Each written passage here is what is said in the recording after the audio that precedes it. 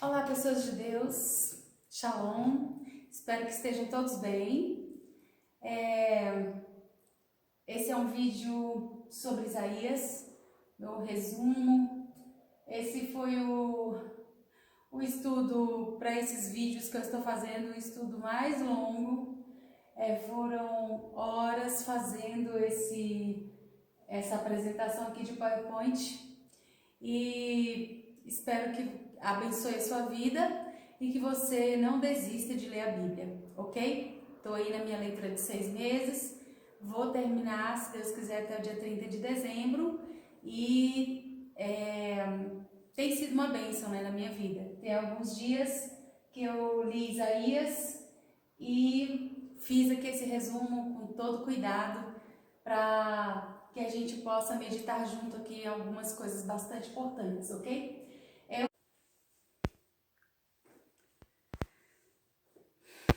Ok, então vamos começar aqui nosso estudo.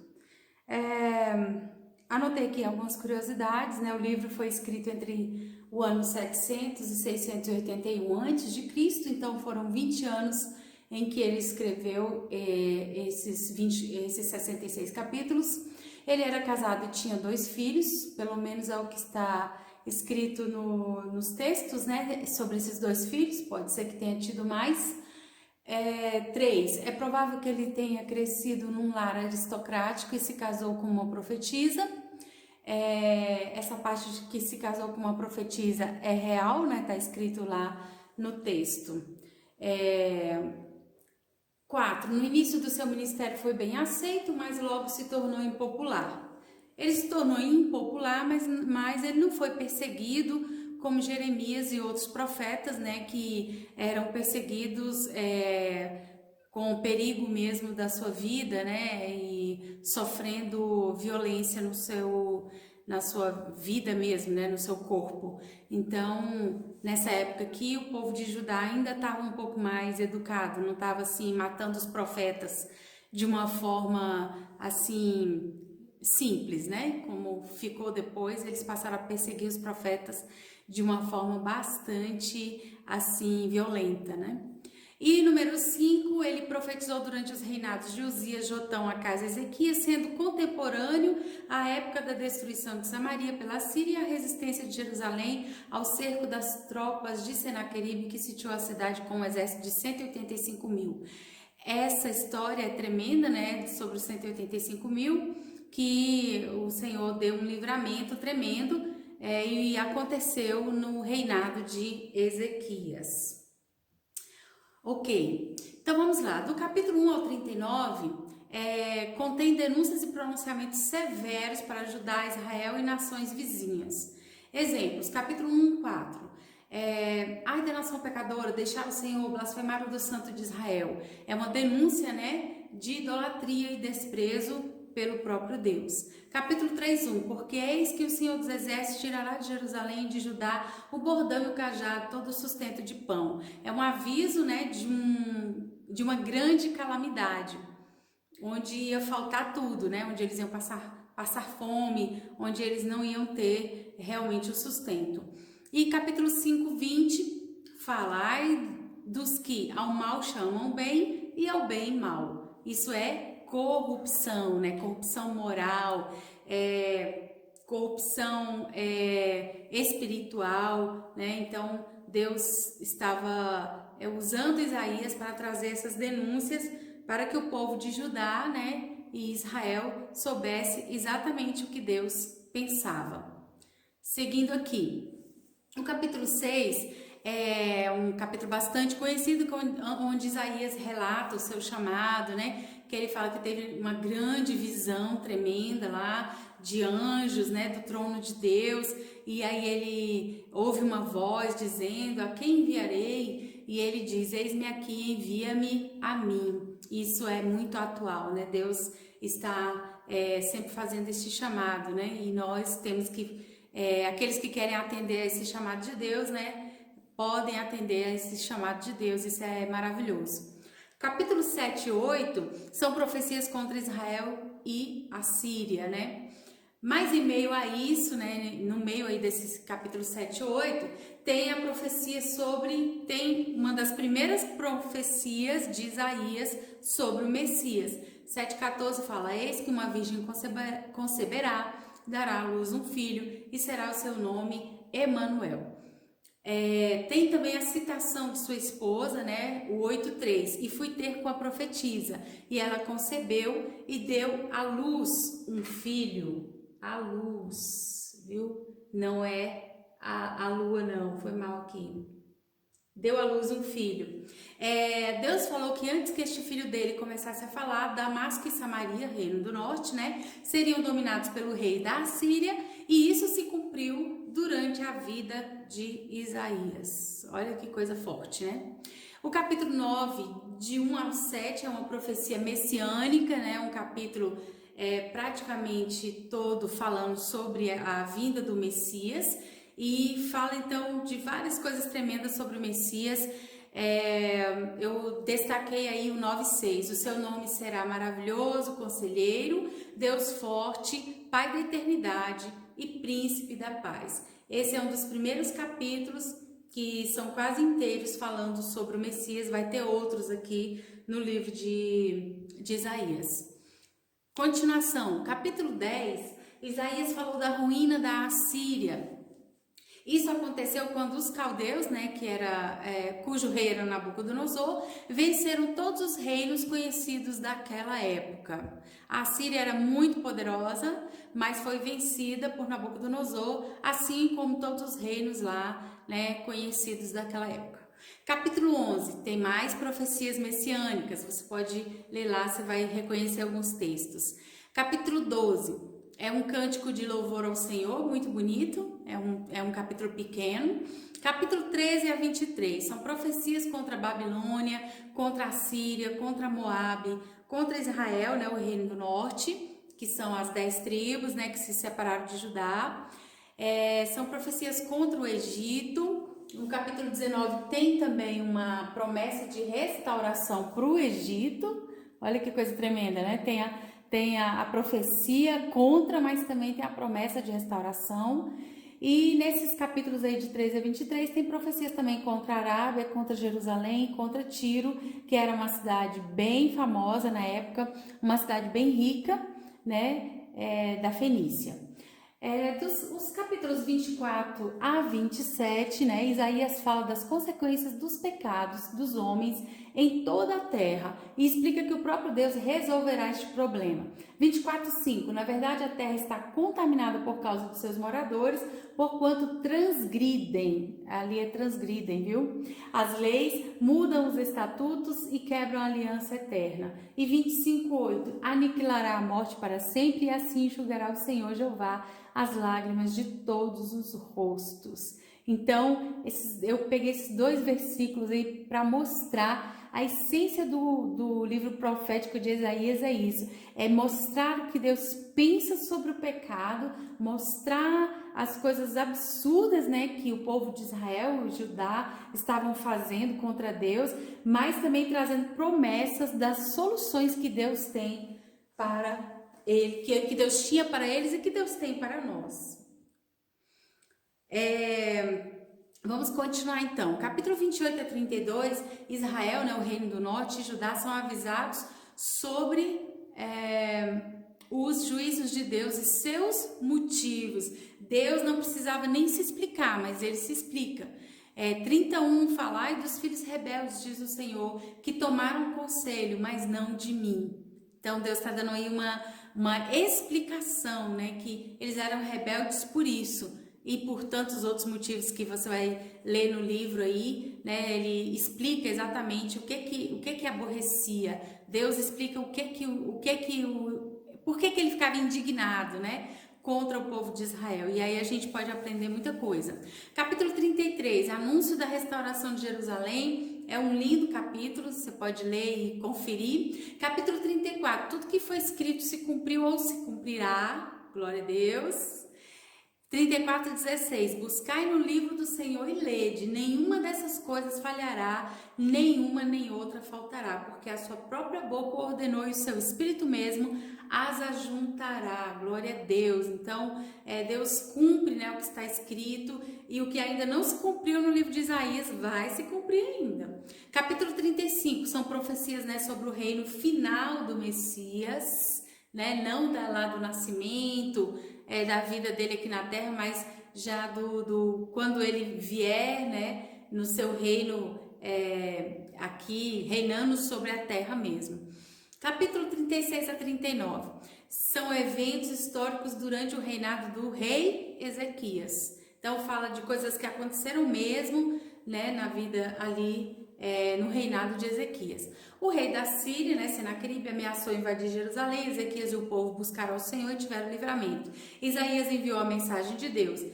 A mensagem de Deus era que Deus daria o livramento. O anjo do Senhor feriu a 185 mil homens do exército dos assírios, né? Tá lá no capítulo 37, versículo 36. Ezequias depois, né, ficou doente e pediu mais tempo de vida. Deus concedeu. Tá lá no capítulo 38. Deus deu mais 15 anos de vida para Ezequias, e Ezequias depois errou ao mostrar os seus tesouros e a sua cidade para os embaixadores de Babilônia.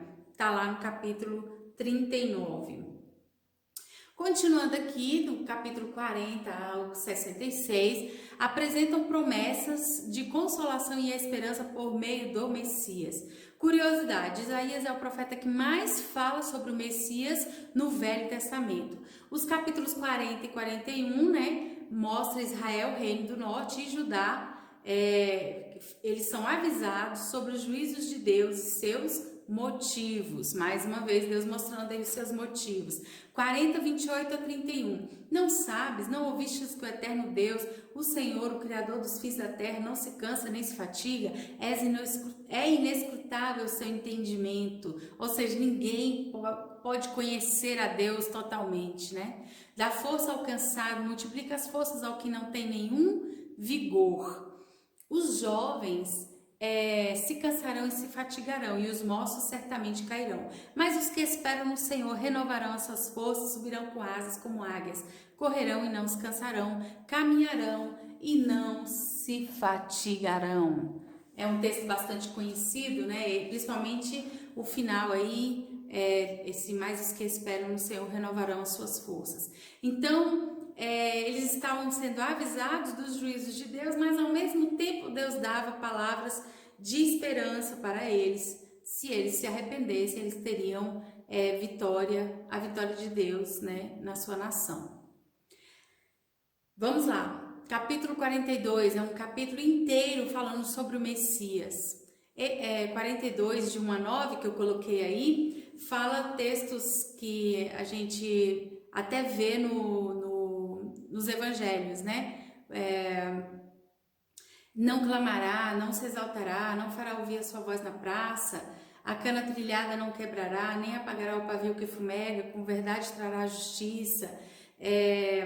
Então, assim, fala de algumas características que Jesus teria, né? E essas características foram cumpridas, né? Como está ali mais no final, para abrir os olhos aos cegos, para tirar da prisão os presos, do cárcere os que jazem em trevas. Jesus fez tudo isso, né? Jesus abriu os olhos aos cegos, Jesus libertou as pessoas, Jesus realmente tirou das trevas e trouxe para a luz aqueles que o aceitaram, aqueles que tomaram posse, né, dessa vitória.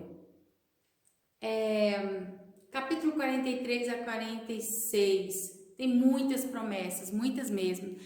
Como eu coloquei algumas aí, 43, 25. Eu mesmo sou o que apago as tuas transgressões por amor de mim, dos teus pecados não me lembro. Glória a Deus, tomo posse. 44, 24. Assim diz o Senhor teu Redentor, que te formou desde o ventre. Eu sou o Senhor que faço tudo, que sozinho estendo os céus e espraio a terra por mim mesmo. Aleluia. 44, 28. Que digo de Ciro, é meu pastor e cumprirá tudo que me apraz, dizendo também a Jerusalém, tu serás edificado, e ao templo tu serás fundado.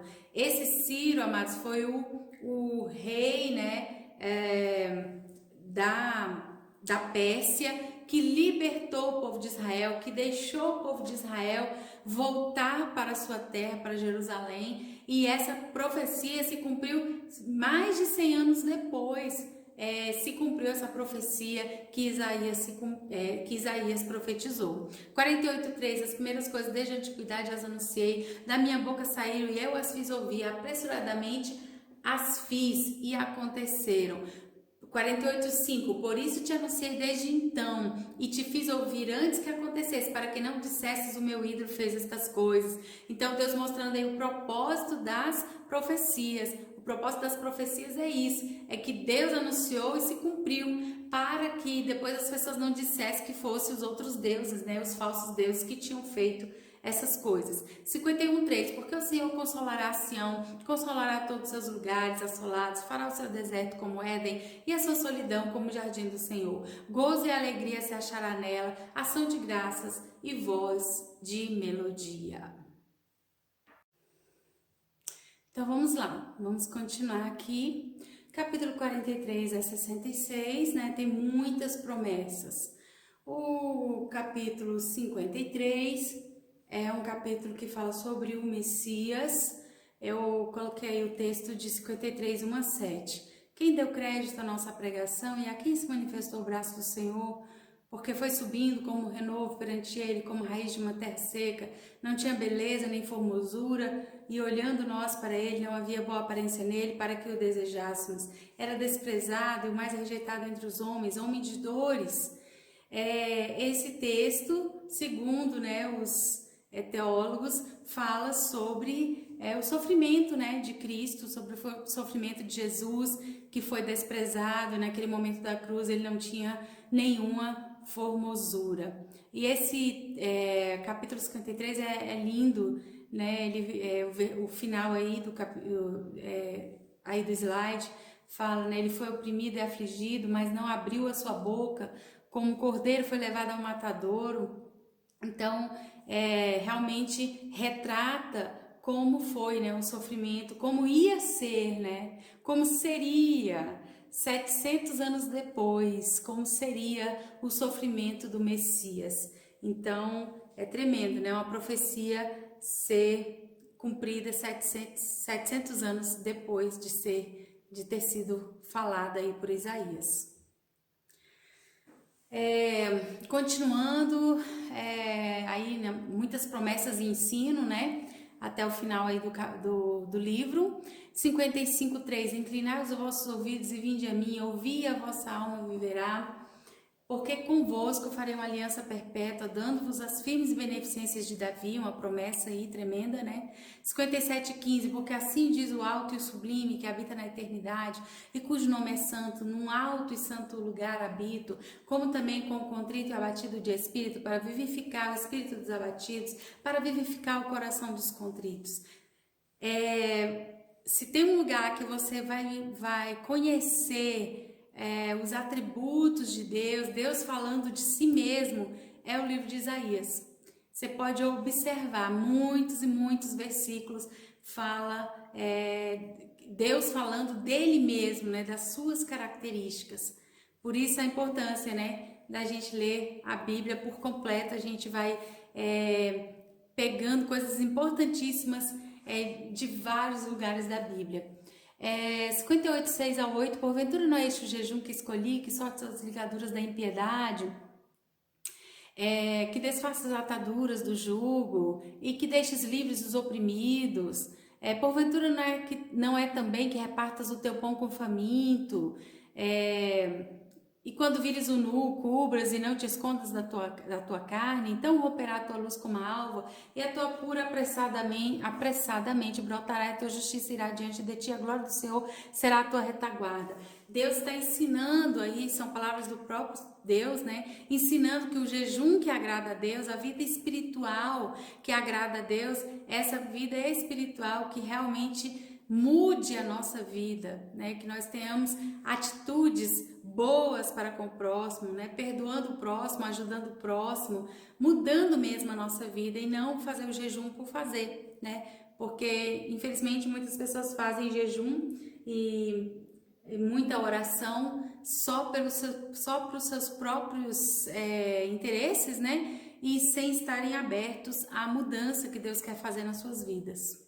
Continuando, estamos quase terminando. O capítulo 61 é mais um capítulo sobre o Messias, inclusive esse texto do início aí do 61, versículo 1 é o texto que Jesus falou na sinagoga, né? Jesus pegou ali os pergaminhos e leu esse texto e falou que tinha se cumprido naquela hora essa profecia. Ó, Jesus foi ali muito assim, muito Messias mesmo, né? Assim, ele se manifestou mesmo como Messias. Ele leu isso aí. O Espírito do Senhor Deus está sobre mim, porque o Senhor me ungiu para pregar boas novas aos mansos, enviou-me a restaurar os contristos de coração, a proclamar liberdade aos cativos, a pregoar o ano aceitável do Senhor. Ele leu esse texto de Isaías 61, que é tremendo, e falou: hoje se cumpriu essa palavra. Jesus foi tremendo aí, né? Nesse cumprimento de Isaías 61. O último aqui, slides, né? 43 a 66 eu vinha falando, né? Que são muitas promessas e ensino. O 65:1 fala: fui buscado dos que não perguntavam por mim, fui achado daqueles que não me buscavam. A uma nação que não se chamava pelo meu nome, eu disse: eis-me aqui, eis-me aqui.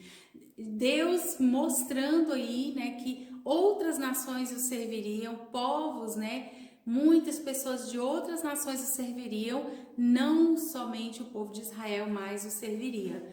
E isso realmente tem acontecido, né? O cristianismo cresceu pelo mundo todo e tem pessoas buscando a Deus no mundo todo.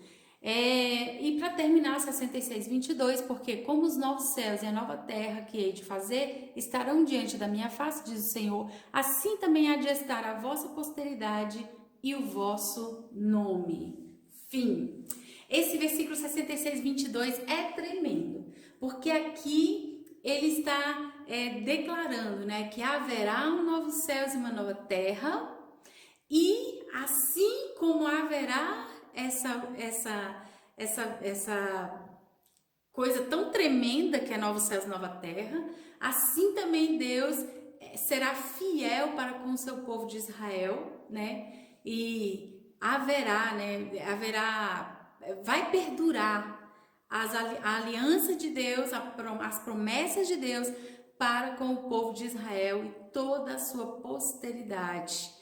E lembre-se que nós somos o Israel de Deus, né? Paulo escreve isso, que nós somos o Israel de Deus. É um livro muito tremendo, que Deus abençoe muito a sua vida e que nós sejamos abençoadíssimos pela palavra, pela leitura da palavra de Deus. Hoje é dia já 27 de novembro de 2020 e vamos seguir em frente e ler a palavra do Senhor, é a melhor coisa que você pode fazer. Amém? Um abraço.